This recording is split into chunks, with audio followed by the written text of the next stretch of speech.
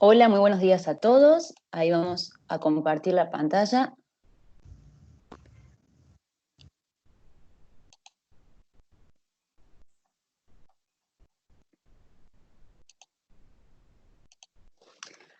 Buenos días a todos. Como bien dijo Maru, mi nombre es Soraya Maritano, soy ingeniera agrónoma y me desarrollo en el área de desarrollo técnico comercial de Active. La idea de esta charlita, mi parte, es comentarle un poquitito de qué productos tenemos en Active, qué son los coadyuvantes, para qué sirven y por qué hay que utilizarlos. Va a ser bastante breve. Bueno, para empezar, ¿qué son los coadyuvantes? Los coadyuvantes en sí son productos que una vez que nosotros los aplicamos al tanque de la máquina, vamos a obtener sí o sí algún tipo de beneficio.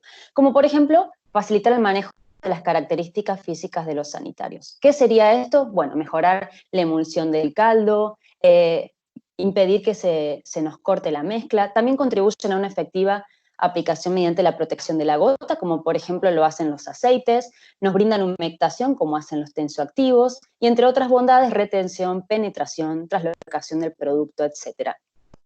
Nos minimizan las pérdidas de producto. ¿Por qué? Porque algunos de ellos, por ejemplo, nos evitan problemas de deriva o impiden el rebote de la gota y que caiga al suelo. Entonces, no estamos perdiendo el producto, estamos reduciendo las pérdidas económicas y por ende estamos reduciendo el impacto ambiental. Otro punto muy importante de los coadyuvantes es que nos amplían el rango de las condiciones de aplicación, que vamos a mencionar más adelante como con el tema de los aceites. Así que en sí, los coadyuvantes son una excelente herramienta de trabajo.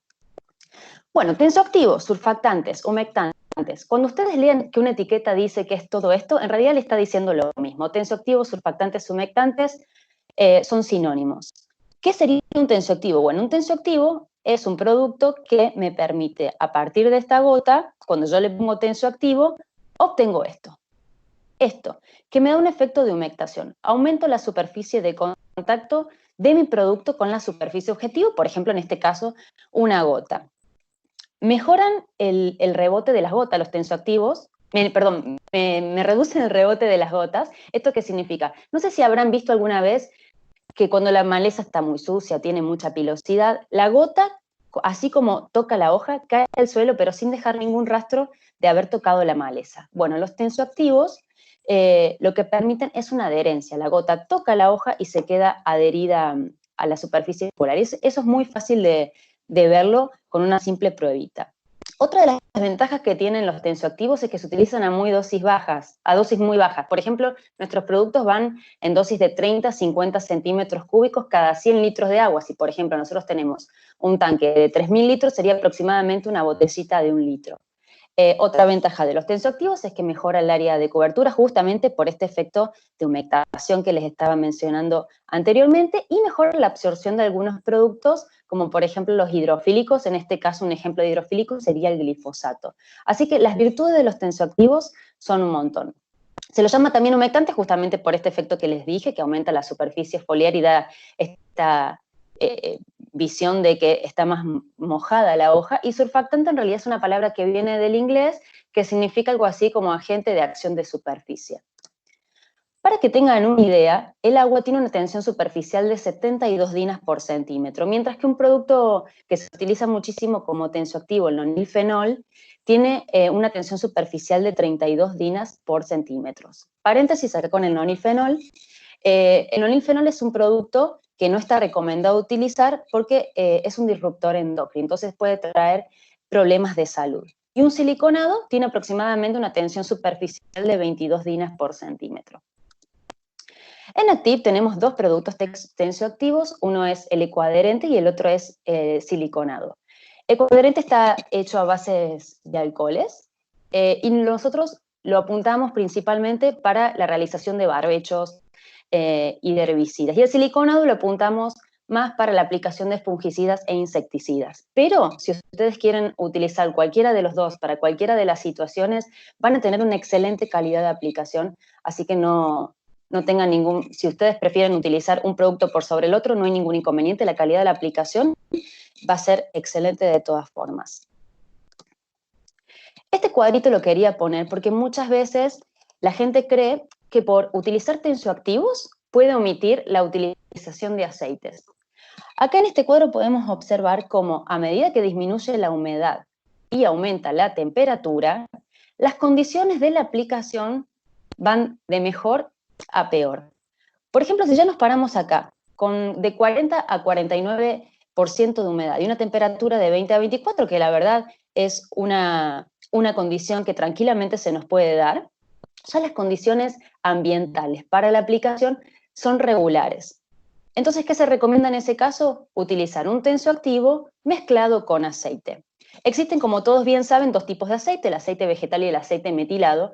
Y en cuanto a poder antievaporante, los dos son igual de excelentes, o sea, no van a tener ningún tipo de problema. O sea, si ustedes quieren proteger a la gota contra la pérdida por evaporación, pueden utilizar cualquiera. Pero si, por ejemplo, tienen que realizar barbechos, tienen que utilizar graminicidas, la recomendación va por el aceite metilado, porque justamente por ser un derivado del biodiesel, tiene una afinidad por la superficie foliar, permite que se degrade esa superficie foliar de la maleza y los productos penetran mucho mejor. Tiene un mayor poder fitotóxico sobre las malezas el metilado que un aceite vegetal. Así que no olviden que si las condiciones ambientales no son las óptimas, el aceite es necesario, no es un producto que deberíamos omitir. Sí, obviamente, si lo mezclamos con tensioactivo, podemos bajar la dosis de aceite sin ningún inconveniente, pero debería estar. Calidad de agua es un tema que siempre me gusta tocar, porque la verdad es de suma importancia, es muy sencillo de mejorar, y la verdad es que no todos los productores han incorporado este tema o lo tienen en cuenta cuando realizan la aplicación de fitosanitarios.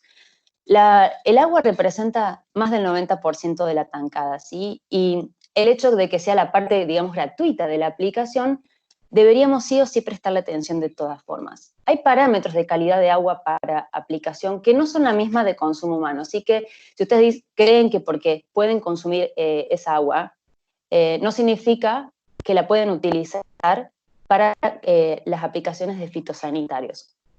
Los parámetros para aplicación son sí o sí agua limpia, sin materia orgánica, sin limos, sin arcillas, y valores de pH entre 4 y 6 y dureza menor a 150 partes por millón.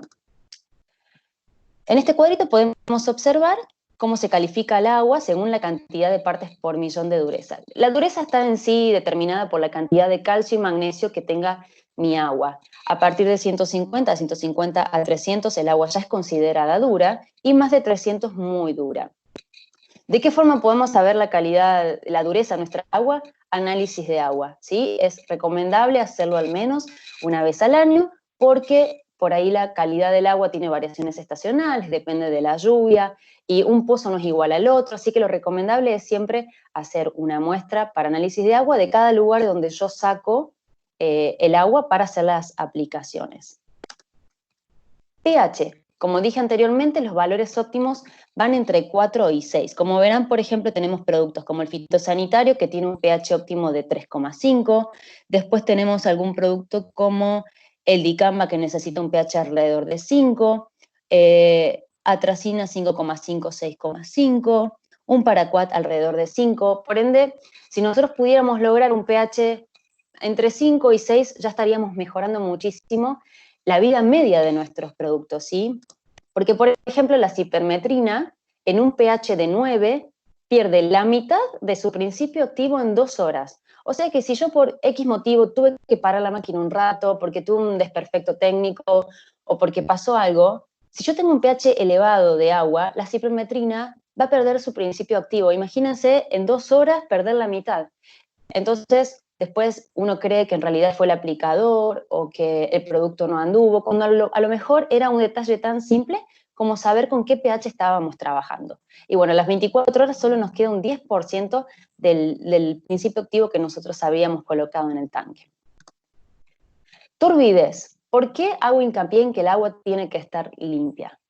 Porque existe un coeficiente que tienen todos los productos fitosanitarios que se llama KOC. Este KOC es el coeficiente de absorción al carbono orgánico. Y lo que me dice este coeficiente es cuán afín es un producto fitosanitario a la materia orgánica, al carbono orgánico, a los limos, a las arcillas. Por ende, si mi agua está sucia, el glifo que yo meta va a tender a unirse a la materia orgánica que haya en el agua y no va a estar no va a estar disponible para llegar a la planta, que es el objetivo.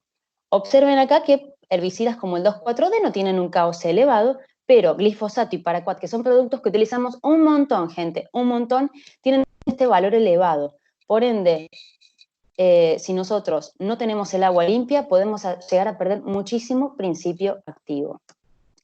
En Activ tenemos dos productos para corrección de aguas. Tenemos un producto secuestrante, el cual está apuntado cuando el problema mayoritario de la calidad de nuestra agua es la dureza, y si nuestro problema mayoritario es el pH, tenemos corrector de pH. Cabe aclarar que el secuestrante a su vez corrige algo de pH y el corrector de pH, pero nosotros tenemos los dos productos para apuntar específicamente al problema mayoritario que tenga el agua. El pH es fácil de saber, con un pHímetro tranquilamente lo podemos evaluar, pero la dureza, como dije anteriormente, no se puede medir con el pHímetro, entonces lo recomendable es hacer un análisis de agua. Nosotros en Activ ofrecemos ese servicio gratuito, recogemos la muestra o nos acercan la muestra y nosotros lo enviamos a un laboratorio para que hagan el análisis y luego le devolvemos con una recomendación técnica qué debería hacer o qué no debería hacer, para que sepa cómo mejorar la calidad del agua y van a notar cómo mejora radicalmente la calidad de la aplicación. Limpieza de tanques, otro tema sumamente importante. Bueno, esta es la foto de una planta con fitotoxicidad por flumioxazin. La verdad que la limpieza del tanque es algo que todos deberíamos incorporar siempre, luego de ciertas aplicaciones puntualmente. En realidad siempre deberíamos limpiar muy bien el tanque, pero hay productos como los hormonales, como los PPO, que la verdad traen muchísimos problemas de fitotoxicidad. Y a lo mejor, no sé, hicimos hace un par de meses una aplicación con flumioxazin y después, meses después, hacemos la aplicación y vemos problema de fitotoxicidad. Y empezamos a pensar que a lo mejor fue un producto que el maquinista le erró o que fue el aceite. Y en realidad pudo haber sido algo tan sencillo como que el tanque estaba sucio. Un producto como el flumioxazin tiende a quedarse adherido a las capas del tanque. Entonces, ¿qué pasa? Eso queda ahí meses como una costra pegado en el tanque, y luego a lo mejor preparo otra mezcla, le pongo el pH que necesita y lo solubilizo, y sin querer lo termino aplicando meses después de haberlo usado. Así que es sumamente importante incorporar el hábito de limpiar el tanque. Nosotros en Activ tenemos un producto, el Sconner, que es un excelente limpiador de tanque, desengrasa y desincrusta.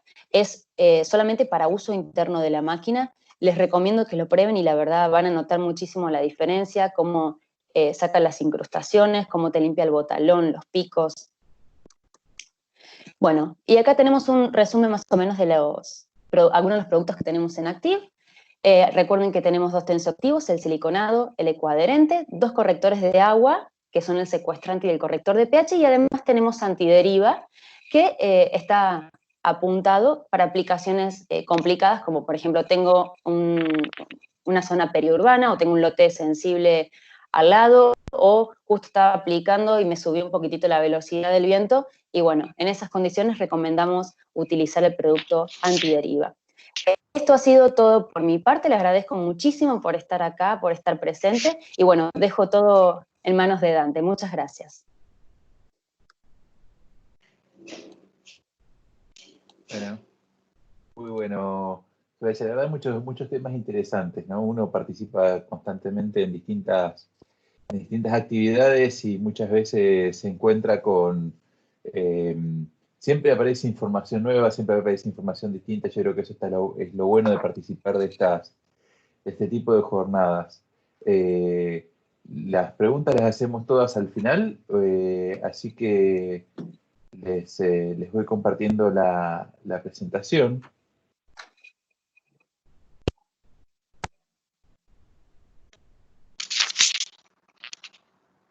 Así podemos ir viendo un poquito los temas. Antes de nada, agradecerle tanto a Activ como a Agroempresa Colón la posibilidad de estar compartiendo con ustedes estos conceptos. Lo que vamos a hacer es mirar un poquito qué es lo que pensamos que puede llegar a pasar con el mercado de granos. Y siempre esto, digamos, es también un ejercicio que no deja de ser una cuestión que tenemos que tener cierta humildad frente al mercado, porque el mercado va a hacer lo que tenga que hacer, no lo que yo les diga que crea que va a hacer. Siempre es muy difícil acertarle al mercado. Si uno tuviera la certeza de lo que van a hacer los mercados, claramente no estaría dando capacitaciones, sino que estaría operando y llenándose de plata, ¿no? Entonces, siempre que alguien venga a darles la verdad revelada, desconfíen. Lo que podemos hacer es mirar la información que tenemos a mano y tratar de estar haciendo alguna análisis, de ver qué es la mejor opción que podemos estar tomando. Y sobre todo en momentos como este tan raros que, como el que estamos viviendo, y empecemos hablando del elefante en la habitación, el coronavirus, y el impacto que está teniendo en el mundo, que bueno, el mercado de granos no es la excepción. El mercado de granos también está participando de estos problemas.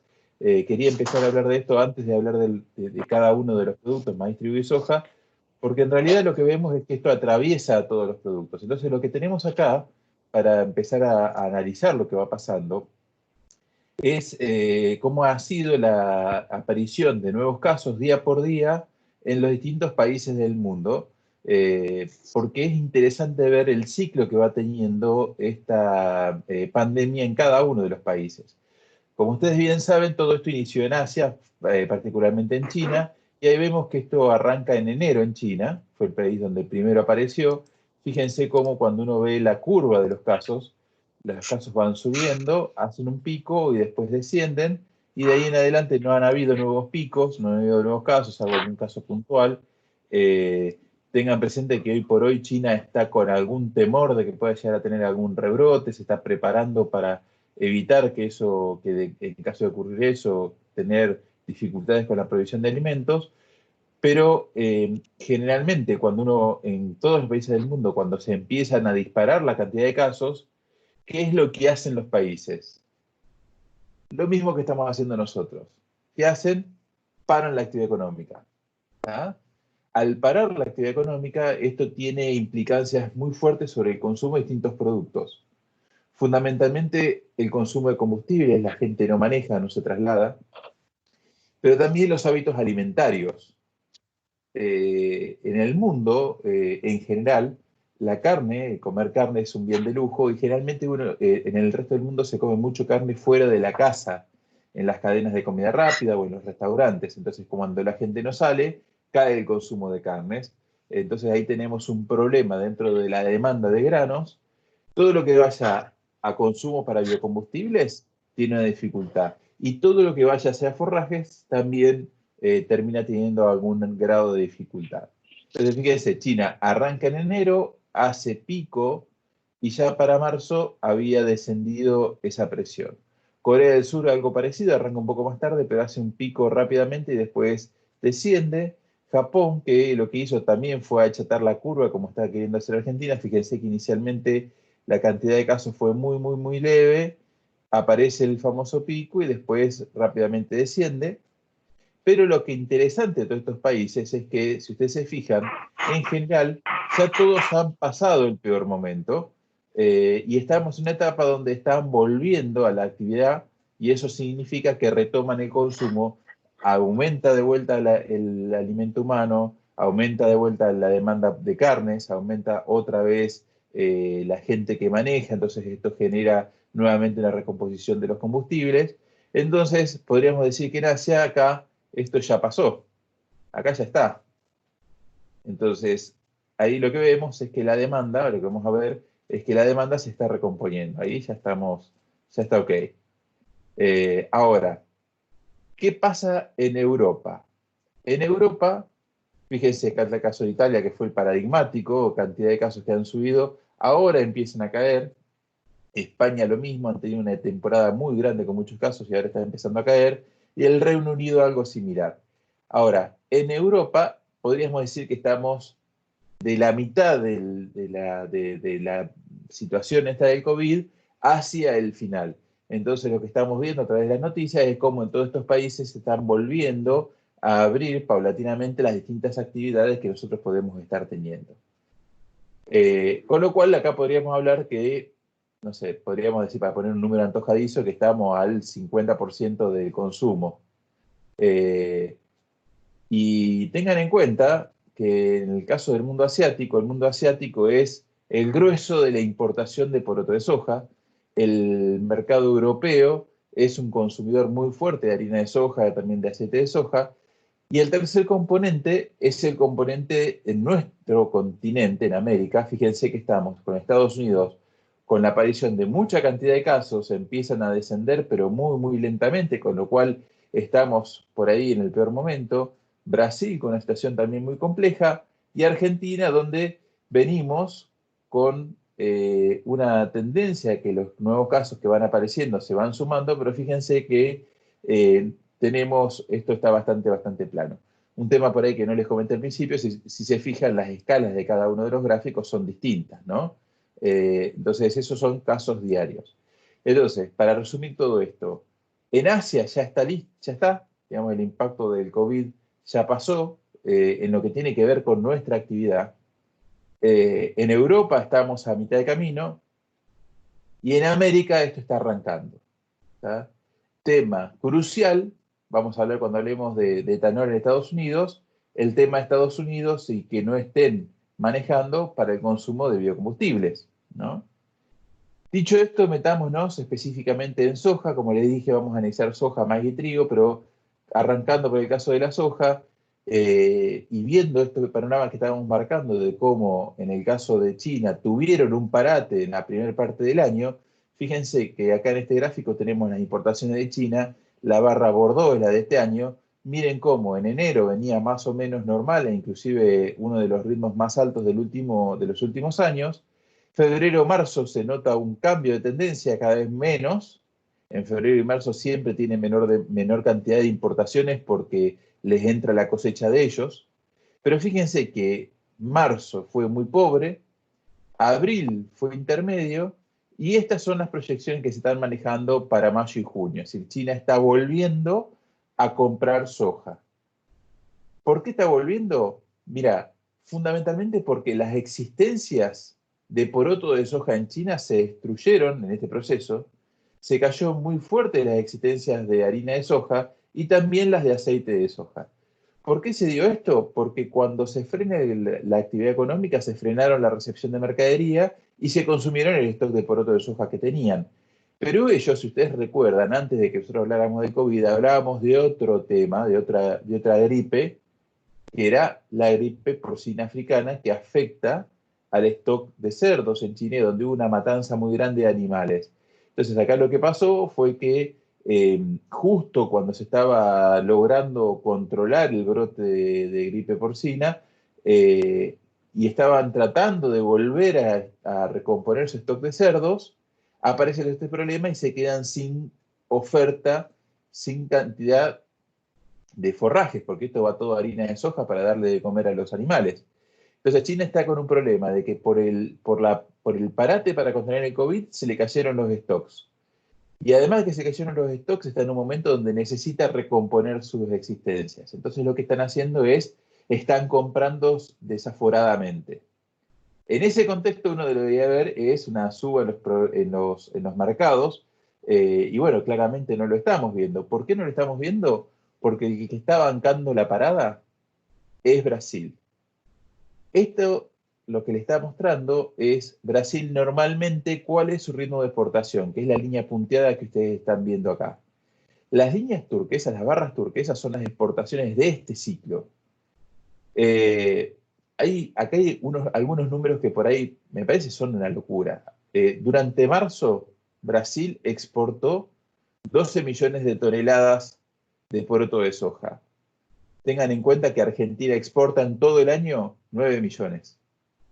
Es una barbaridad la cantidad de mercadería que exportó Brasil. Y como si eso fuera poco, en el mes de abril, esta información acaba de salir hace muy poquito tiempo, sacaron 16 millones de toneladas, cuando normalmente sacan 9 millones.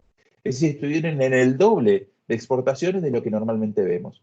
Si nosotros sumamos todas estas exportaciones, Brasil ya exportó la mitad de todo lo que se pronostica que va a exportar durante todo el año. En una campaña normal, este ritmo de oferta de Brasil debería haber causado una destrucción en los niveles de precio. Y ustedes me decían, bueno, está bien, pero los precios están flojos, pero no siguen cayendo y lograron armar un piso. Ahora, si Brasil sigue exportando este ritmo, y dado que se pronostica que Brasil exporta en total 80 millones de toneladas, lo más probable es que se quede sin stock de soja para exportar muy pronto.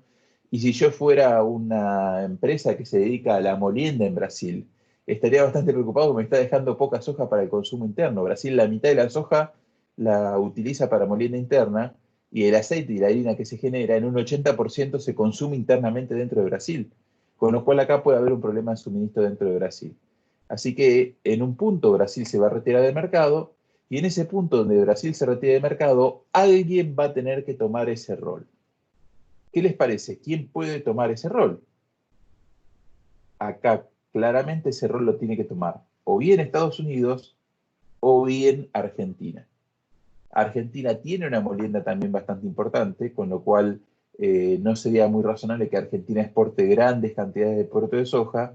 Esto debería ir a buscar, Chile debería salir a buscar a Estados Unidos, y ahí es donde empezamos a ver el repunte en las compras de China sobre Estados Unidos, que también puede llegar a aparecer sobre Argentina. ¿Está bien? Entonces, todo esto que estuvimos comentando hasta ahora, todas estas cuestiones, son cuestiones que hacen a lo que sería la cosecha 19-20. Pero la semana pasada se publicaron los primeros datos oficiales del USDA de la campaña 2021, que son estos que están acá. Toma mucha dimensión esta información, porque a partir de ahora el mercado deja de mirar tanto el dato de la cosecha 19-20, si bien todavía no terminó, y si bien en Sudamérica todavía tenemos que ver cuánto terminamos produciendo, porque la cosecha todavía no ha terminado, el mundo se empieza a enfocar en qué es lo que va a pasar en el próximo ciclo. Y en el próximo ciclo, lo que se está viendo es que si bien Estados Unidos va a tener un incremento en los niveles de producción, que este gráfico está en la línea turquesa, la producción de Estados Unidos va a subir, también lo va a hacer el consumo. Y adicionalmente, lo que pasó el año pasado fue que por el fracaso productivo que tuvieron, fíjense, esta es la producción de la cosecha 19-20, que se levantó a partir de septiembre-octubre del 2019 sobre Estados Unidos, esa caída fuerte de producción que hubo estuvo relacionado con los excesos de lluvia que tuvieron en el momento de la siembra en Estados Unidos. Entonces, eso lo que hizo fue que la relación de stocks-consumo bajara de estar en más del 20%, cayera alrededor del 15% en esta campaña que está terminando y que se esté pronosticando que vaya a menos del 10% en la nueva campaña. ¿Qué es esta relación de stock-consumo? Vieron que dice, hay un dicho popular, y me parece que yo digamos, lo comparto, me imagino que muchos de ustedes también, que rico no es el que tiene mucho, sino el que necesita poco. Ese dicho es un poco, digamos, no es tan exacto. Me parece que lo que importa es la relación entre las dos cosas. Si yo necesito poco, pero no tengo nada, de todas formas tengo un problema.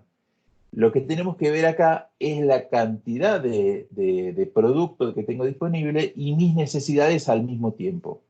Entonces, ¿cuánto es mucha producción? Y depende de cuánto es el consumo que vos tenés de ese producto. Entonces, ¿qué es lo que se hace para poder analizar esto en un solo indicador? Se utiliza esta relación que es el stock disponible de producto que yo estoy pronosticando cuando termine la campaña, dividido el consumo que yo tengo de ese producto. Es lo mismo que si ustedes dicen, lo que hago es me fijo a fin de mes qué cantidad de plata me queda, dividido el gasto que tengo durante todo el mes. Si esa relación es, mirá, a mí me quedaron 10.000 pesos y me consumo en el mes 100.000 y estoy recontrajustado. Ahora, si me quedaron 10.000 pesos y yo consumo 20.000, estoy holgado, puedo salir a comer afuera. Bueno, ahora con el aislamiento no se puede, pero la voy a pasar mucho mejor, tengo mucha más cantidad ese excedente es más alto. Por eso es que tenemos que crear mucho el stock consumo. Cuando el stock consumo es alto, los precios tienden a ser bajos, como pasó en la campaña 18-19. Cuando los stock consumos bajan y cuando están en niveles bajos, como aparenta ser la campaña 2021, los niveles de precios deberían mejorar. La línea de puntos que ustedes observan en este gráfico, lo que les está mostrando es cuánto es el stock consumo promedio. Entonces, pasamos de estar con niveles de stock consumo por encima del promedio, por lo tanto de precios, un contexto de precios relativamente bajos, a una relación de stock consumo que es normal, tendiendo a baja. Ahora, muchachos y muchachas, no hay que contar los chorizos antes de atarlo. Hay que ver cómo viene el clima en Estados Unidos, hay que ver cómo termina la campaña en Argentina y hay que ver cómo sigue el consumo en el resto del mundo. Pero en principio, acá lo que estamos viendo es que se va a venir un año con más escasez de soja y por lo tanto con precios que deberían estar mejores a nivel internacional de lo que fue la campaña pasada. Les decía que hay que ver cómo viene el clima. Bueno, la siembra de soja en Estados Unidos viene muy bien. Hasta ahora les viene acompañando el clima. Estaban la semana pasada con un 40% sembrado, avanzó al 50%. El año pasado, que fue el año que es la línea turquesa que ustedes ven acá, fue que tuvimos las grandes lluvias y se demoró mucho la siembra, que terminó costándole una parte importante de la producción. Es decir, que el primer punto en el cual Estados Unidos podría tener inconvenientes, que es con la siembra, lo han superado. Hay que ver cómo sigue. El momento clave de todo esto, ustedes saben, es la floración. Estados Unidos lo tiene entre julio y agosto.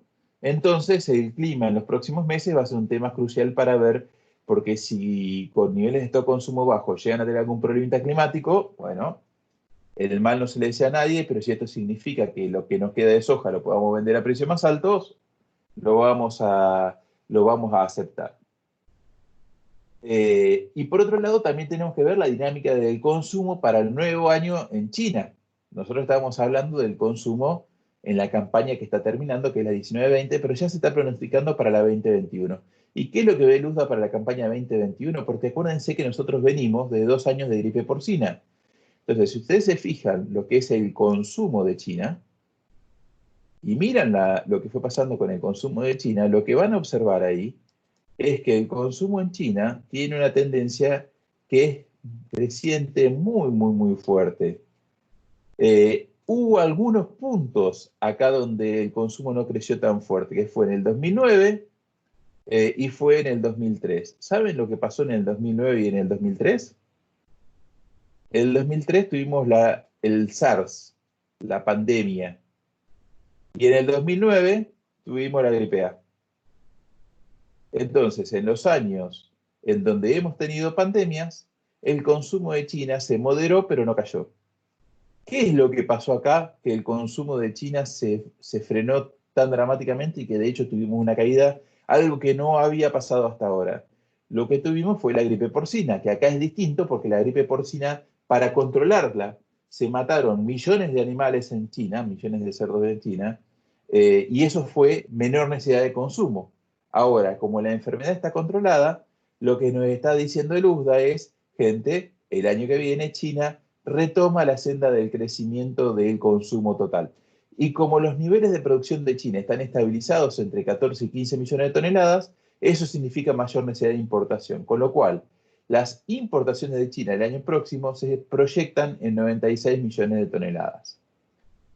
La pregunta es a quién le va a comprar, porque en el medio de todo esto, otro tema que tuvimos fue la guerra comercial. Fíjense la cantidad de temas de los que nos habíamos olvidado y que empezamos a volver a tocar.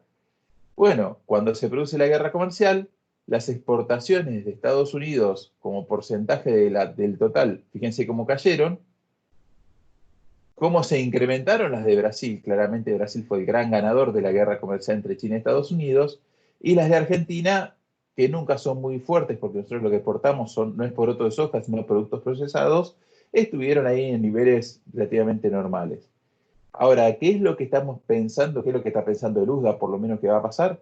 Es que el año que viene Estados Unidos va a recomponer su situación gracias a la firma del acuerdo de fase 1 que tiene con China y que lo que va a pasar es que en la pulseada China va a comprar más de Estados Unidos y menos desde Sudamérica, que es muy probable que esto ocurra en la próxima campaña. Eso debería generar precios en Chicago más firmes, que son la base desde la cual después trasladamos esos valores hacia nuestros mercados. Y hablando de Argentina, y para tirar algunos datos más del mercado local, estamos en presencia de una de las campañas más rápidas de la historia de Argentina. Ya hay más del 80% trillado de soja.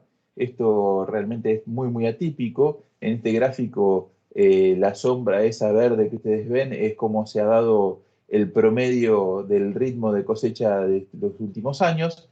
Y lo que vemos es que la campaña está súper avanzada. Eso significa que el pico de cosecha, la presión fuerte, que normalmente en mayo sigue siendo un problema para los precios, ya se superó.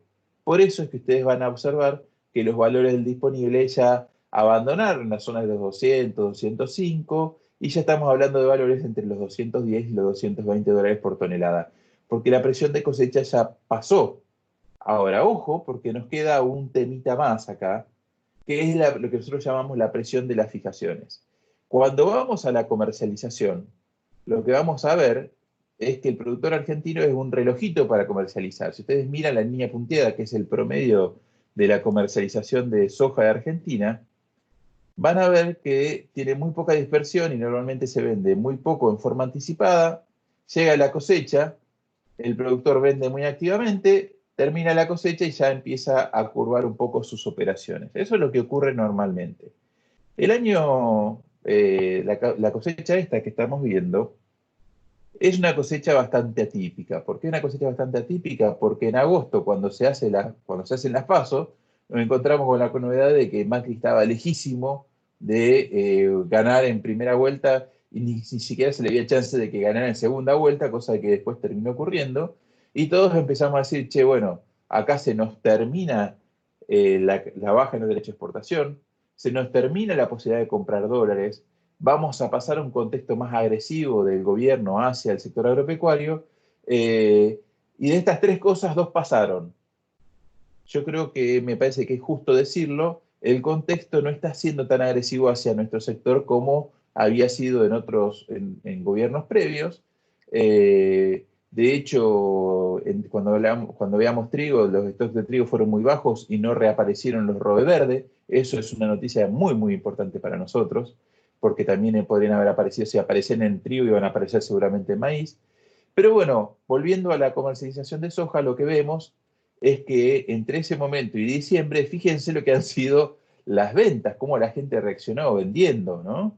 Y más que nada estas ventas fueron ventas a precio. Pero como todo esto fue venta muy anticipada, con valores buenos, valores de alrededor de 240 dólares, ahí estuvo más o menos las operaciones, fíjense después cómo se pausaron. Y las operaciones recién se retomaron desde febrero, marzo hacia adelante, cuando empezó la recolección. Pero ¿qué es lo que pasa? Esas ventas que nosotros estamos viendo ahí no fueron ventas a precio, fueron negocios a fijar. Entonces, cuando vos ves lo que está pasando hoy con alrededor de las 50 millones de toneladas de soja que se están comercializando, lo que te encontrás es que 43% de eso ya fue comercializado, cuando el año pasado a esta altura era el 34%, así que la comercialización viene más rápido.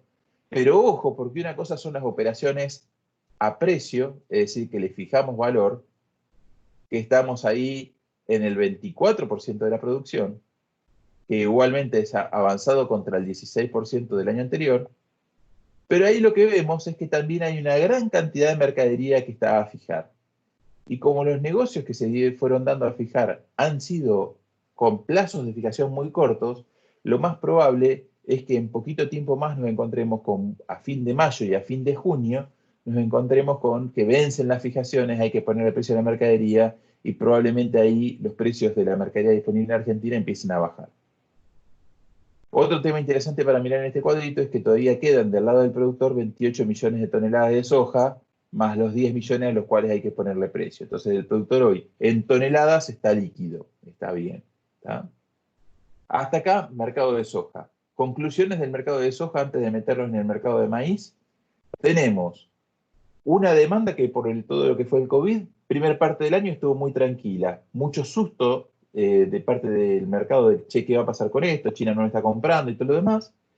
Se reinician las compras de China, pero justo aparece Brasil vendiendo muy activamente, entonces el mercado entra ahí en un equilibrio, pero si ustedes observan lo que las proyecciones para la nueva campaña, ven el perfil comprado de China, el hecho de que Estados Unidos va a bajar sus stocks de consumo y que China en algún punto se va a agotar la producción de Brasil y va a venir a buscar la producción de Argentina, la visión de mercado de soja que estamos teniendo es que los precios tienen amplias chances de tener una mejora en el mediano, corto, mediano plazo. Yo le diría para seguramente cuando toda esta situación del COVID se termine calmando un poquito más y estemos todos un poco más relajados, probablemente desde, pongamos, agosto para adelante.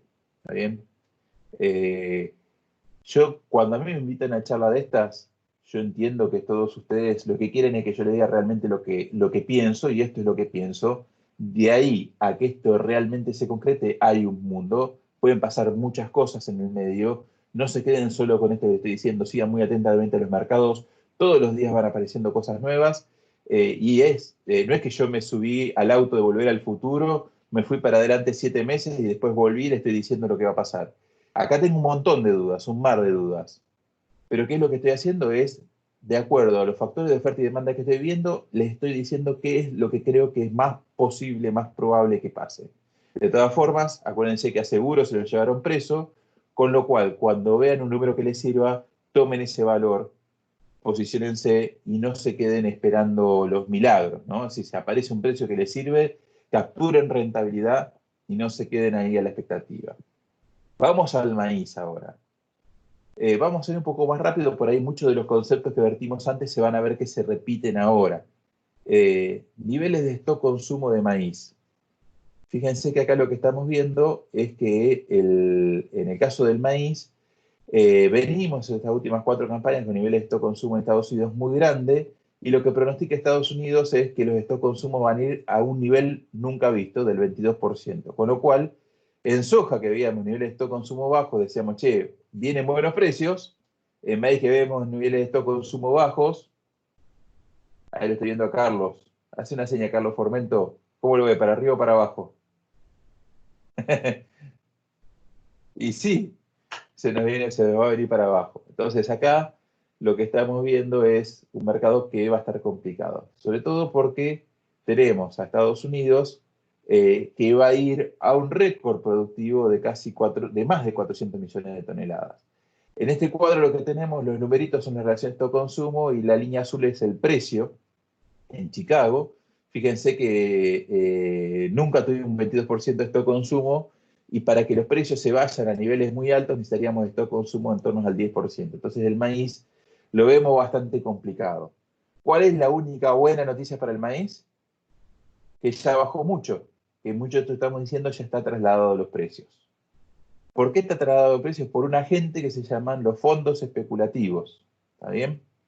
¿Qué hacen los fondos especulativos? Ven todas estas tendencias y actúan tratando de obtener una ganancia en el medio. Entonces, si estos fondos especulativos ven que el mercado va a bajar, lo que hacen es vender. Y si piensan que va a subir, lo que hacen es comprar. En este cuadro, lo que tenemos sobre este eje es la posición que tienen esos fondos especulativos. Cuando están del nivel del 0 para arriba, significa que están comprados. Y en el gráfico ustedes lo ven en la superficie turquesa.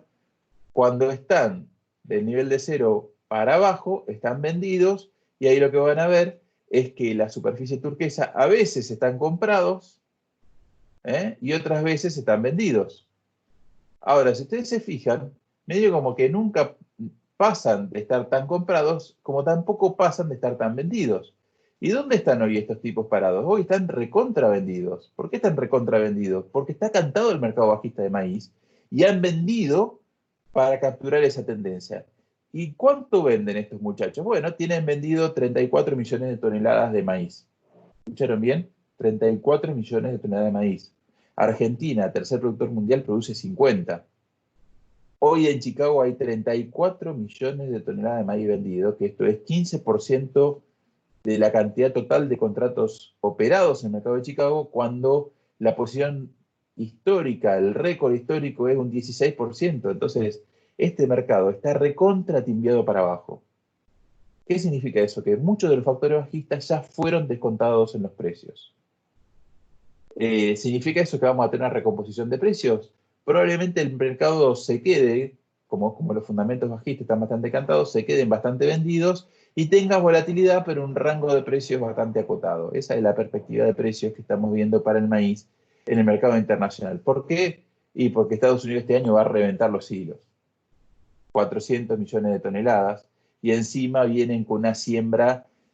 Anoche salió el dato actualizado del ritmo de siembra, ya están en el 80%, entonces están sembrando el maíz temprano, ellos tienen un clima muy continental, eso quiere decir que se les viene muy seco el calor y la seca, en el verano se les viene rápido, con lo cual sembrar temprano es el principal componente para sacar buenos rendimientos, y están sembrando temprano. Entonces, climáticamente hasta ahora vienen bien.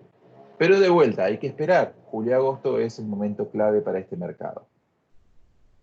Ahora, ¿cuál es el problema más grave que tiene el maíz en Estados Unidos y que le ha pegado más duro? El consumo de etanol.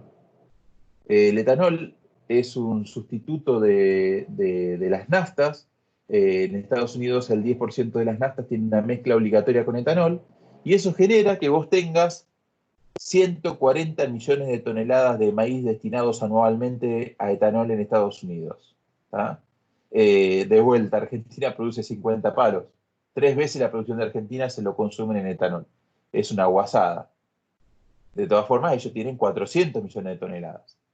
Esto, el electrocardiograma que ustedes ven acá, es mes a mes cuántos son mes a mes, cuánto es el consumo de la producción de etanol. Y la línea roja que se cae fuerte es el consumo de etanol de este año. ¿Qué fue lo que pasó acá? Cuando se aparece la pandemia en Estados Unidos, acuérdense que Trump decía que esto bueno, esto no pasa nada, lo agarró con la guardia baja y están teniendo un desastre, está haciendo el COVID en Estados Unidos. La gente va al aislamiento por susto, deja de manejar, el consumo de nafta se cae un 80%, cosa que también está pasando en Argentina. Piensen cada uno de ustedes cuándo fue la última vez que le echó nafta al auto. En mi caso, yo le eché cuando estaba por arrancar la pandemia por miedo a que hubiera desabastecimiento, y no bajó ni un cuarto el tanque. Ya hace 2 meses que está el auto, realmente me dura una semana y media. Eh, Ni que hablar cuando salgo de gira. Yo me voy a hacer la gira por Córdoba, que son 2 o 3 días dando vuelta por allá, por lo pago ustedes. En realidad esto es una excusa, digo que voy a trabajar en una charla en la agroempresa Colonia y voy a comprar salame de la colonia, ¿no? Pero este consumo de nafta que estamos teniendo, que se cayó muy fuerte en Estados Unidos, todo esto es menor consumo. Y hagamos una cuenta rápida, son 140 millones de toneladas, y dan 140 dividido 12, eso es la cantidad de maíz que se consume todos los meses en Estados Unidos. Pongamos 12 millones de toneladas, 11 millones de toneladas de maíz que se consumen todos los meses. Si ellos pasan 3, 4 meses guardados, quiere decir que vos tenés parte de marzo, abril, mayo y junio, Estados Unidos parado, y vos tenés que el consumo de etanol baja de alrededor de 1000 a alrededor de 600, es decir, tiene un 40% menos. Eso quiere decir, números más, números menos, que acá te van a faltar unas 5 millones de toneladas por mes durante por lo menos 3 meses. 3 por 5, 15, debería bajar 15 millones de toneladas el consumo de etanol, y eso se va derechito a los stocks. Por eso es que tenemos ese problema de los stock consumos subiendo tan fuerte en Estados Unidos. Eso más el gran nivel de producción. Y como si todo esto fuera poco, Sudamérica, que viene metiendo unas cosechas de maíz impresionantes, 50 palos Argentina, 100 palos Brasil, y que está teniendo una presión sobre el mercado de exportación enorme. Y tengan en cuenta que este maíz, en el caso de Brasil, que hace 100 millones de toneladas de maíz, ellos tienen un consumo interno también muy fuerte. Acuérdense que Brasil es el país del mundo con más ganado en pie. Lo que tienen en Brasil es que la cosecha temprana de ellos, que es un 30% del total, la dedican al consumo interno, y la safriña es la que dedican a la exportación, y la están empezando a trillar dentro de un mes. ¿Y con qué coincide? Con la cosecha nuestra. Entonces, ¿Sí? entonces ahí, como esto nos va a coincidir con la cosecha nuestra, lo que va a terminar pasando es que vamos a tener una cantidad impresionante de maíz en el mercado.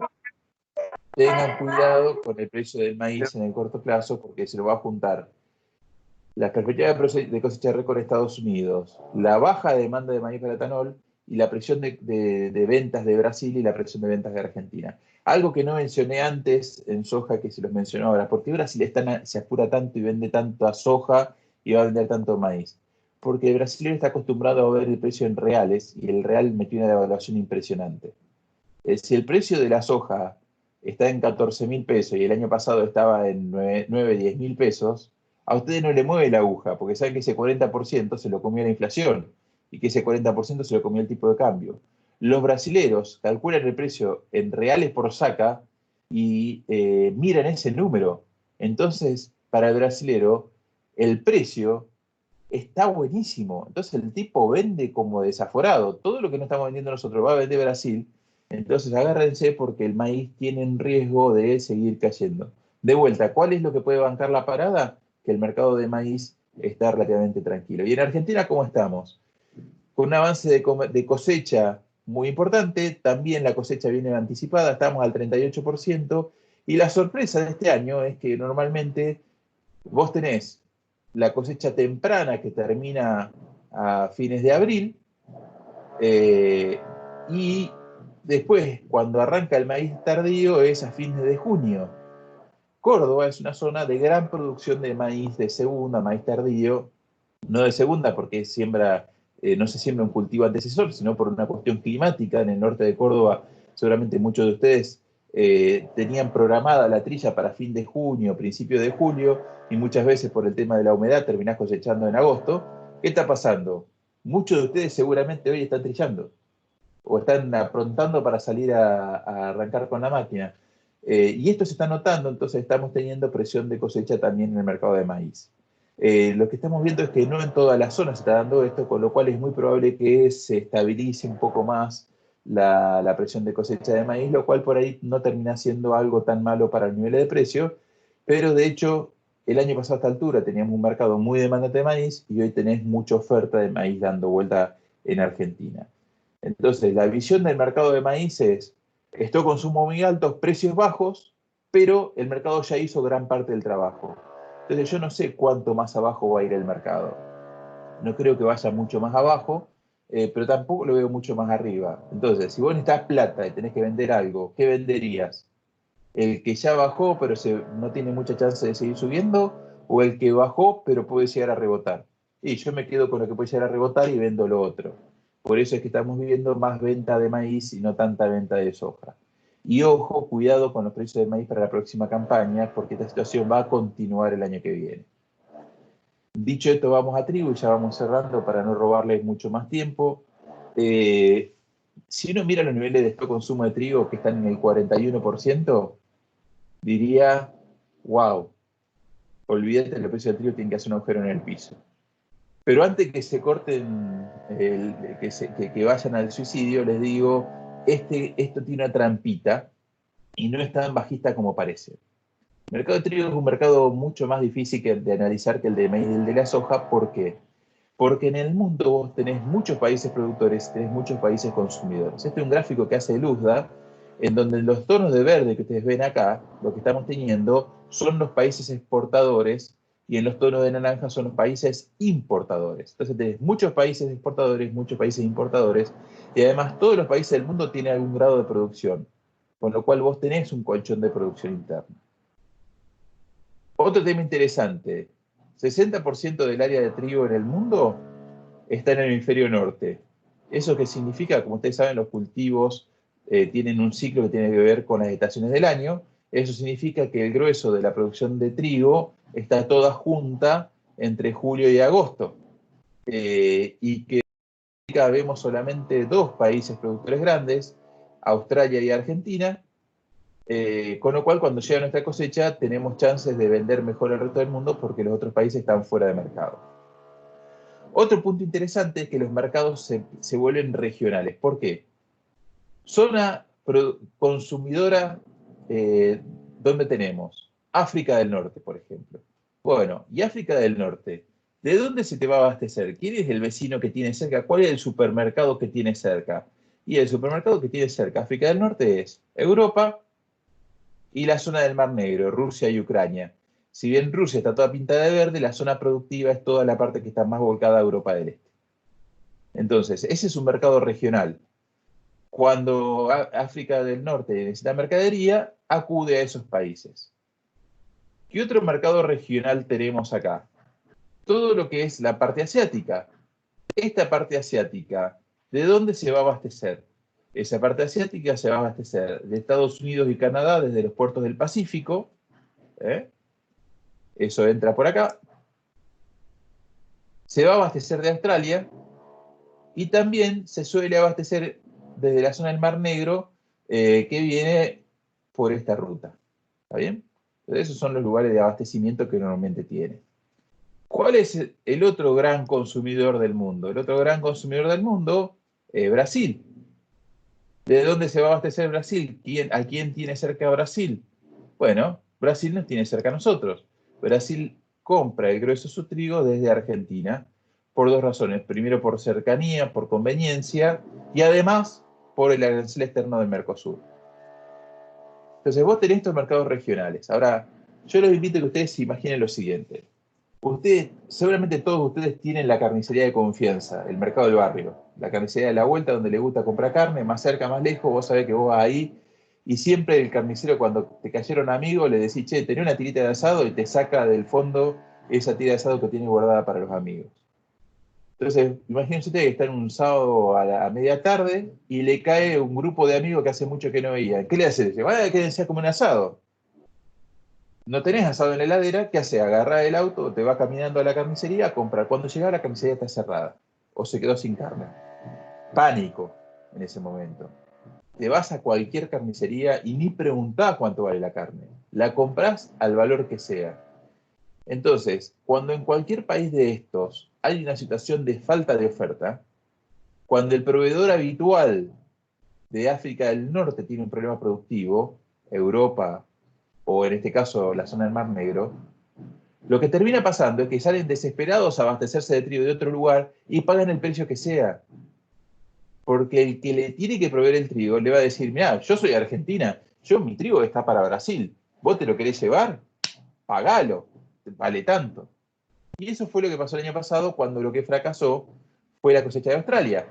Argentina logró colocar un montón de trigo en todos estos países que antes atendía a Australia y fue buenísimo. ¿Se acuerdan cuando fue el Mundial? Más allá de que nos quedamos afuera. Cuando fue el Mundial, ¿se acuerdan de la ola de calor? La gente que estaba en Rusia de reverita y todo lo demás, que los rusos no entendían nada, que estaban en Siberia con 25 grados. Ese año fue un año muy malo de producción en toda esta zona. Le pudimos exportar mucho trigo a la parte de África del Norte. ¿Y cómo está hoy esto? En este momento estamos viendo que hay seca en Francia y en parte de Europa, y hay seca en Europa del Este. Llovió un poco y por eso el mercado de trigo aflojó. Entonces, acá, ojo, que el mercado de trigo hay que ir siguiéndolo de cerca. Y otra característica además que tiene el mercado de trigo es la siguiente. Nosotros en el gráfico ponemos el nivel de producción sobre este eje y el nivel de exportación sobre este otro. Entonces, lo que vas a ver es que hay países como Europa, o regiones más que países, y Rusia, en donde Europa tiene una producción mucho más grande que Rusia. Por eso Europa está más acá en el gráfico. Sin embargo, Rusia exporta más trigo que Europa. ¿Por qué? Porque Europa tiene mucho más consumo. Entonces, ¿cuál de los dos países es más importante en el comercio internacional? En el comercio internacional es más importante Rusia. ¿Está bien? Entonces, no es solamente una cuestión de cantidad de producción, sino también una cuestión de saldo exportable. Los países que están con burbujas más grandes son los que tienen una participación mayor en el comercio mundial. Y ustedes van a ver acá en el gráfico dos ojitos que los están mirando. ¿Ah? Le hacemos una cara acá. Ahí estamos. Esos dos ojitos que los están mirando son dos países que son grandes productores de trigo, pero que no exportan nada. ¿Quiénes son? Esto es China y esto es India. ¿Está bien? Entonces estos son países que tienen un montón de producción, son de los países que más trigo producen en el mundo, pero que no exportan nada porque se lo consumen todo internamente. ¿Y por qué es importante eso? Porque esos países no ponen su producción a disposición del resto del mundo, se la guardan para su mercado interno. Entonces yo de los stock consumo tengo que sacarlo a China e India. Y cuando de los stock consumo lo saco a China e India, me encuentro que no estoy en los máximos históricos. Estoy en nivel de stock consumo promedio. Entonces los precios del trigo no van a ser tan malos. Si yo me fijo en un gráfico de Chicago, digo, mira, los años donde los stock consumo fueron bajos, el precio del trigo estuvo muy alto. Los años donde el stock consumo, sin tener en cuenta China e India, los precios fueron muy bajos. Los años que estuvieron en el medio, los valores del trigo estuvieron en el promedio. ¿Y este año dónde vamos a ir? Y deberíamos estar en estos niveles o niveles un poco mejores. Y si llega a haber un problema productivo en Europa o en la zona del Mar Negro, muchachos, agárrense porque acá podemos llegar a ver un precio de trigo realmente muy interesante. Por eso es que creemos que los precios del trigo en la zona de los 160, 170 dólares son precios razonables, son precios que además generan un muy buen margen. Si vos me preguntás, ¿te quedás esperando los 180? Yo te diría, no, mirá, como te generan un buen margen y como en el maíz vamos a estar complicado, no te pierdas los buenos negocios de trigo. Sé que vender forward en la provincia de Córdoba es complicado porque no es fácil hacer trigo en Córdoba, sobre todo porque vienen algo con alguna dificultad de humedad. Digamos, en la zona donde se recompuso las lluvias por las últimas precipitaciones, el oeste del país y el norte quedaron medios al margen, entonces no es tan fácil largarse a la fina, pero el que tenga humedad y se largue, y esto yo creo que va a ser una campaña de precios relativamente buenos, con lo cual uno debería tratar de capturarlos. El tema ahí es el riesgo productivo, ¿no? Pero bueno, deberían ser precios que se sostengan en el mediano plazo. Algunas cositas más de trigo, queda muy poca cantidad de trigo en el mercado internacional. Estamos ahí complicados con la cantidad de trigo que está pronto en el mercado local. Queda muy poca cantidad de trigo, de hecho da negativo, el consumo va a tener problemas, entonces la minería va a estar muy activa. Y por otro lado, y por eso es que tenemos precios que todavía se sostienen en el mercado disponible, pero que cuando llega la cosecha nueva aflojan fuerte. Tengan cuidado porque esto, cuando se retire la exportación y quede comprando solamente el consumo interno, no vas a ver buenos precios en las pizarras. Y esto vamos a entrar en un mercado de guerrilla, de tener que ir al molino y preguntarle todos los días cuánto está pagando, qué tipo de calidad necesita y todo lo demás. Pero ustedes que en Córdoba tienen muchos molinos cercas, esto para el que le quedó trigo de la campaña pasada, puede llegar a ser un negocio bastante interesante. Las relaciones stock-consumo están muy buenas. Recomendación acá, posicionarse en insumos. Es una muy buena idea. Se espera una intención de siembra muy fuerte de trigo para el año que viene. Así que Dios mediante, si el clima nos acompaña, tendremos 20, 21 millones de toneladas de producción de trigo. Nuevamente el productor poniéndole el hombro al país y haciendo una inversión y hundiendo un montón de plata para producir, que es lo que todos sabemos hacer y es lo que todos estamos llevando para adelante. Miremos al futuro, vamos para adelante, no nos desanimemos, somos un sector donde tenemos una demanda de alimentos muy pujante. Y bueno, muchachos, esto es lo que les quería comentar. Le quedo abierto por si tienen alguna duda o consulta. Y nuevamente les agradezco a Active y Agroempresa Colón que nos hayan invitado. Desde FIO son uno de nuestros principales clientes, la gente de Agroempresa Colón, gente entrañable, que tenemos una relación excelente. Así que les agradecemos muchísimo que nos hayan invitado a compartir esta charla. Muchas gracias. Muchas gracias, Dante. No sé si alguien tiene alguna consulta y quiere escribir en el chat o activar su micrófono.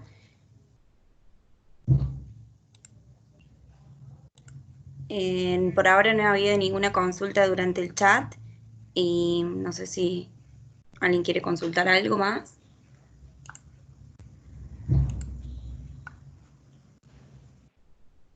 Bueno. O hemos sido muy claros o muy confusos, una de las dos cosas. No sé si les quedó alguna duda también de eso, la charla que dio Soraya, la parte de Soraya, de Active, de coadyuvantes. Bueno.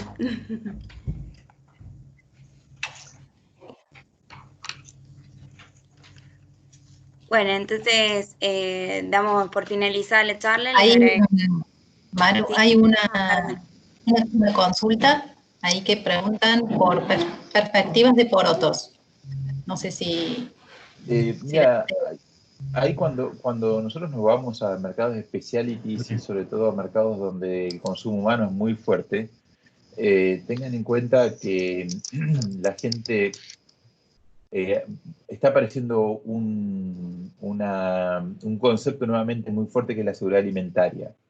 La seguridad alimentaria es, che, pará, si se corta el comercio internacional, si empezamos a tener dificultades como esta estamos teniendo, del COVID, si aparece una nueva ola del COVID, ¿qué hacemos? Si no se puede producir, si el comercio se traba, cosas por el estilo.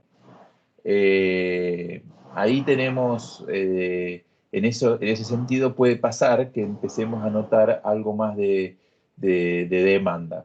De todas formas, venimos de una campaña donde se recompuso mucho la oferta de todos estos productos, donde India se puso mucho más restrictivo y esto generó niveles de precios un poco, digamos, no tan buenos. La verdad es que de acá para adelante estamos pisando terrenos un poco desconocidos y sobre todo si es difícil hacer este tipo de proyecciones sobre los granos, maíz, trigo, soja, sobre los granos commodities, sobre los cuales hay cualquier cantidad de información, imagínense a nivel de los otros productos, ¿no? Después de acá ponen, Sí, ahí ¿qué sembrar hicieron. para reemplazar el maíz, mijo? Mirá, yo creo que el maíz es muy difícil de reemplazar, también podría ser sorgo, girasol para los que están en el norte. De todas formas, acá el girasol, me parece que el maíz es algo que uno no puede esquivar. El maíz lo necesitas en las rotaciones, las gramíneas, las necesitas. Por ahí los técnicos están más habilitados que yo para hacer este comentario, pero de todas formas, creo que va a ser un año donde vas a estar ganando muy buena plata con el trigo, donde si haces el número de soja hoy te deja bastante pensativo, pero donde tenés chance de agarrar un buen negocio con soja, y tenemos que saber que el maíz vamos a estar para atrás o perdiendo algo de plata. Ahora, pónganse la mano en el corazón, y esto entre nosotros, no son muchos los que están mirando, estamos arriba por la última vez que miré, estábamos arriba de los 150 tipos mirando la charla, ¿no? Pero, ¿qué negocio conocen ustedes que puede entrar hoy en pesos al tipo de cambio oficial y pueda salir en pesos al tipo de cambio oficial dentro de 6 meses o un año? Pocos. Y con la brecha cambiaria que estamos teniendo y la situación que se está dando en Argentina, está claro que en un punto vas a tener un ajuste del tipo de cambio para arriba. Si nosotros le agregamos una pata financiera a todo esto y vos podés hoy estar sembrando, financiándote en pesos, o estás aplicando esos excedentes que te quedaron de la campaña pasada a esta actividad, lo que va a pasar es que ese número muy rayero del maíz, probablemente cuando vos hagas el cálculo financieramente, cuando termine la campaña, de todas formas va a terminar cerrando. Entonces, yo lo que haría sería concentrarme en tratar de, bueno, obviamente que viendo los márgenes, flexibilizar por ahí un poco la rotación y ver cómo puedo acomodar, pero de todas formas me parece que no va a ser un año donde vamos a terminar perdiendo plata, todo lo contrario, y cuidaría mucho mi recurso natural más importante que es el suelo, entonces trataría de ir por ese lado. Ahí ustedes saben que hay cualquier cantidad de preguntas. ¿Me las vas leyendo? Sí. ¿Qué perspectivas ve el precio de expeller de soja para los productores porcinos? Acá, digamos, hay dos mercados totalmente distintos. Uno es el mercado de exportación de harina de soja. Con esto que estuvimos comentando de China, se va a poner picante la harina de soja y de hecho está atraccionando. Pero después lo que tenés en el caso de las empresas más locales es que vos lo que sos generalmente digamos, un abastecedor del consumo forrajero que tenés cerca de tu vecino que está haciendo ganado. Entonces esto está más atado a la salud del mercado ganadero que a lo que va pasando en el mercado internacional. El mercado internacional va a estar picante, va a estar firme, y con China volviendo a la demanda y todo lo demás, seguramente que me da la sensación que vamos a tener un mercado bastante interesante. La próxima consulta, ¿alguna novedad sobre riesgo político post-COVID sobre el campo? Estamos todos asustados, ¿eh? A ver, acá la pregunta traduciendo esta pregunta muy polite, ¿nos van a meter derecho de exportación extra o no? Está claro que el gobierno está teniendo gastos extraordinarios enormes para contener todo esto, para dar una mano a la gente que no está pudiendo salir a trabajar. Nosotros en el sector agropecuario no nos damos cuenta porque nuestra rueda se siguió moviendo con normalidad, pero piensen en el que tiene el plomero, el albañil, el que vive de una changa, cosas por el estilo, se les cortó totalmente. Piensen en su amigo que tiene agencia de turismo, piensen en la gente que trabaja en la industria aeronáutica, el que tiene un bar, toda esa gente está liquidada. Entonces, claramente ahí el gobierno necesitamos darle una mano a toda esa gente. ¿Y eso cómo se está haciendo? Vía créditos subsidiados, vía asignaciones familiares que se aumentan. Si bien ideológicamente uno puede estar en contra de todas estas cuestiones, en este contexto es totalmente entendible. Y eso es plata que de algún lado tiene que salir. ¿De dónde está haciendo esa plata? Le están dando a la maquinita como locos. En algún punto, vos deberías tener mayores impuestos para financiar eso. Como esto es una situación, la vez pasada tuvimos un seminario en el cual participó Miguel Quiguel, y me apoyo en lo que dijo él, que es un tipo más conocedor de todos estos temas que yo, y lo que me comentaba es lo siguiente: tengan en cuenta que esto es un caso totalmente atípico y es una situación que va a pasar. Y un impuesto que vos ponés, no lo ponés y lo sacás. Cuando lo ponés ese impuesto generalmente es porque tenés una necesidad de fondos de largo plazo.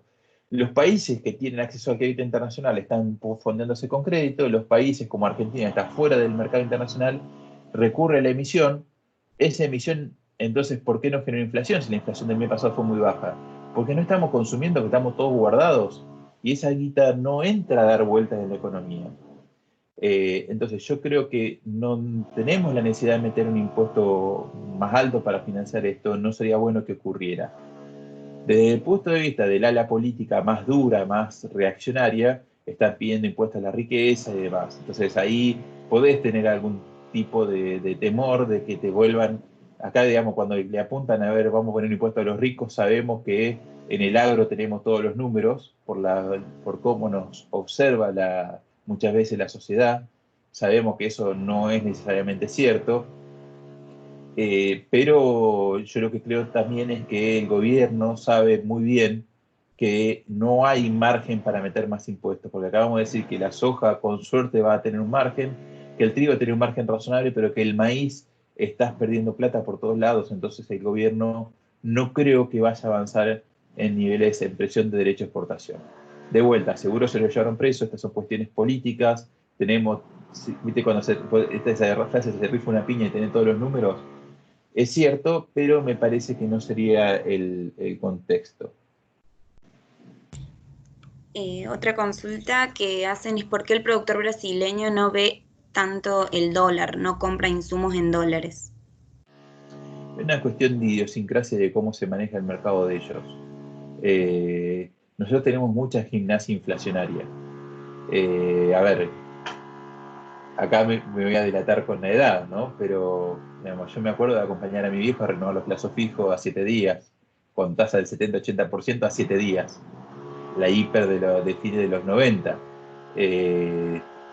Todos nos acordamos de el que depositó dólares y llevará dólares, de ir con el martillito a golpearle el vidrio a los bancos, de tener que sacarlo, no me acuerdo si eran 1.000 pesos por día y se podía sacar de los cajeros, que estábamos todos desesperados para sacar plata de los cajeros.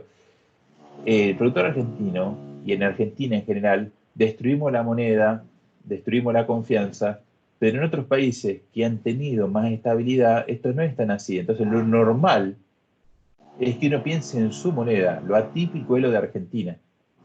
Entonces por eso es que el productor brasileño está pasándole eso. Yo creo que si siguen con este ritmo de evaluaciones que ellos están teniendo, que si bien son bajos a la Argentina es bajo, a la brasilera son sorpresivos, en algún punto se van a terminar haciendo esta gimnasia inflacionaria y devaluatoria. Pero en la práctica lo que ves es que el productor brasileño piensa en reales, actúa en reales y fija mucho precio. Tengan en cuenta que allá, vieron que un poco cuando vos haces el análisis acá en Argentina, el costo más grande que tenés es pagar los alquileres. En Brasil el costo más grande que tenés es la fertilización y los productos que estás poniendo. Tengan en cuenta que ellos por las enfermedades de fin de ciclo tienen que hacer 3, 4 aplicaciones de fungicidas de base. Los que han tenido la posibilidad de viajar a Brasil te dicen el ambiente es extremo en todo sentido. Si acá vos tenés langosta de este tamaño, en Brasil son así. Y yo he visto una foto de un amigo que se había parado una langosta en la gorra y era impresionante. La verdad te daba miedo el bicho que tenía parado en la gorra. Entonces, sonó muy mal esto último que dije. Pero tengan en cuenta que el mercado, digamos que el brasilero tiene muchísima cantidad de insumos que meter y cuando ve una relación de insumo-producto que le cierra, vende. ¿Saben cuánto tienen ya vendido los brasileños de soja de la campaña 2021? Arriba del 40%. Ven un número, le cierra. Venden y se posicionan en insumos. Yo creo que esa práctica nosotros deberíamos adoptarla. Más allá de que vos hagas el número en pesos o en dólares, si vos tenés una relación de insumo-producto que te cierra, muchachos, ¿qué estamos esperando? Sobre todo que son productos que están en dólares. No sé si me entienden, ¿no? La otra consulta, ¿prevé alguna intervención gubernamental en mercado de granos? Ya se ve el impedimento a acceder a crédito bancario con menos tasas. Bueno, a ver, vamos por partes. Primero, temas de restricciones del mercado. Yo creo que lo más duro para nosotros, y lo que tenemos todo en la cabeza, son los famosos robe verde, cuando no podíamos vender el maíz y el trigo una vez que lo cosechábamos. Sobre todo ustedes que el maíz lo cosechaban de julio para adelante, los que cosechaban el maíz temprano y lo vendían, se agotaba el saldo exportable y te quedaba el maíz de clavo hasta el año siguiente y recién en marzo, abril podías cobrar ese maíz y si no lo tenías que regalar prácticamente. Lo mismo pasaba con el trigo. En esta campaña, y fue algo que yo por ahí mostré medio rápido, si vos te fijás la cantidad de trigo que va a quedar en esta campaña, y les vuelvo a compartir un segundo acá la presentación, lo que te encontrás es que Argentina produjo 19 millones de toneladas y la exportación ya tiene de comprada 17. Quiere decir que si el consumo interno son 6 millones de toneladas, no hay trigo para el consumo interno. ¿Qué pasa? Dentro de ese total, la exportación tiene 1.600.000 que están compradas a fijar, que se le va a dar al consumo interno, y los números por ahí no van a estar tan ajustados. Pero esto nosotros lo vimos venir ya en febrero o marzo, teníamos esta situación. Fíjense cómo se comercializó el trigo este año. Porque claro, lo que pasó es que vos vendiste mucha soja mucho más anticipado, pero tenías riesgo productivo. Como el maíz lo trillaste de octubre para adelante, todavía no había asumido Alberto, ¿qué dijiste? Che, pará, este tipo sube y me pone derecho de exportación. Entonces reventemos todo el trigo antes de que me pongan los derechos de exportación. En un contexto normal, y yo lo que me imaginaba, me pongo la mano en el corazón y le digo la verdad, yo digo acá, nos frenan la exportación, nos meten robe verde y sonamos, muchachos, a los botes. Si eso no pasó en este contexto, yo creo que no va a volver a pasar. ¿Qué es lo que hizo el gobierno? ¿Está teniendo algún tipo de control? Lo primero que dijo, le dijo a los exportadores, vayan, hablen con los molinos y arreglen este lío. Y lo segundo que hizo, cuando vio que todavía seguía habiendo un problema, fue una cosa un poco técnica, que fue, vos cuando pagás los derechos de exportación pagás un precio FOB que se llama FOB índice, que te lo publica el Ministerio de Agricultura. Lo que hizo, le puso un FOB índice tan alto que no les queda margen para exportar, porque tienen que pagar mucho impuesto.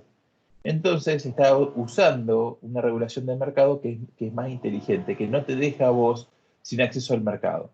Entonces, yo creo que más que escuchar lo que la gente dice, hay que mirar lo que la gente hace. Y el gobierno, esta campaña que tuvo un problema con el trigo, no lo intervino. Entonces me parece que eso es un buen punto. Ahora, segundo tema, el tema de los créditos y el hecho de que nos sacaron afuera de esos famosos créditos al 24%. Tengan en cuenta que esos créditos al 24% es una línea de crédito subsidiada pensada para la gente que está atravesando por dificultades, por la falta, porque están cerrados, porque están con el impacto del COVID y todo lo demás. Entonces, esta gente que está con estas dificultades son los destinatarios de todo esto. Si nosotros, que somos el sector agropecuario, vamos y tomamos esos créditos, estamos absorbiendo recursos del Estado en un sector que en realidad no era al cual estaban destinados esos subsidios. Entonces me parece lógico y razonable que nos digan, muchachos, ustedes vayan y pidan el crédito que hay normalmente en el mercado. No van a venir a pedirme un crédito a tasa social del 24% y menos que menos lo de los monotributistas a tasa cero. Ahora, de todas formas, cuando vos te vas al mercado y te fijas qué tasas hay para ir a descontar cheques en bolsa, para ir a comprar insumos y demás, tampoco son tasas del 70-80%, está con tasas del 25-30%.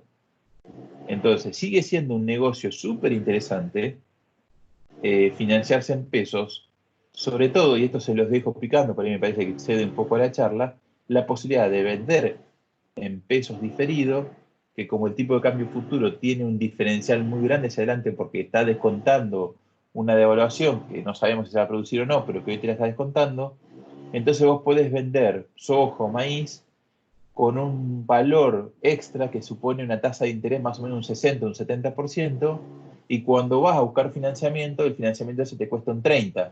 ¿Qué significa eso? Que vos vas a poder cumplir y vas a poder comprar insumos con mucha menos cantidad de toneladas de soja, de maíz o de trigo, vas a poder llevarte los insumos para la siembra o vas a poder cubrir un financiamiento o la cuota de la maquinaria y demás.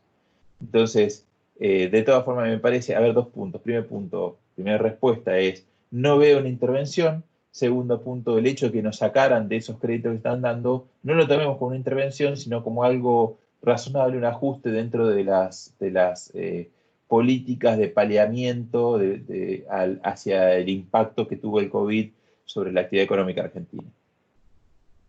Y bueno, respondemos a la última pregunta. ¿Por qué creen que se va a sembrar más trigo que el año pasado, suponiendo que hay zonas secas y el precio no sería tan conveniente?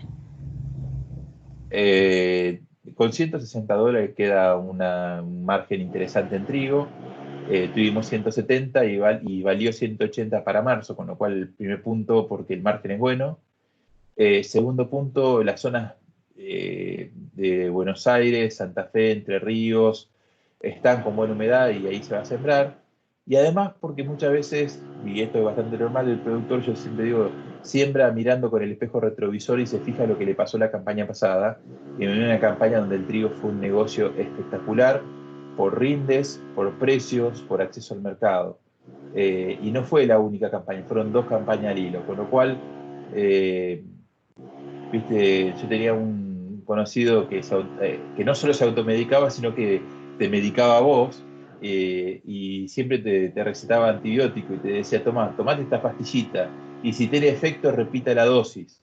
Entonces, como el efecto fue bueno, ahora repita la dosis. Vamos a ver un montón de gente que va a sembrar trigo porque los últimos 2 años fue negocio, y bueno, no hay 2 sin 3, ¿no? Yo creo que no la van a errar, yo creo que va a terminar siendo un buen negocio el trigo, pero esa me parece que es la principal razón por la cual la gente se va a alargar a hacer mucho trigo en esta fina.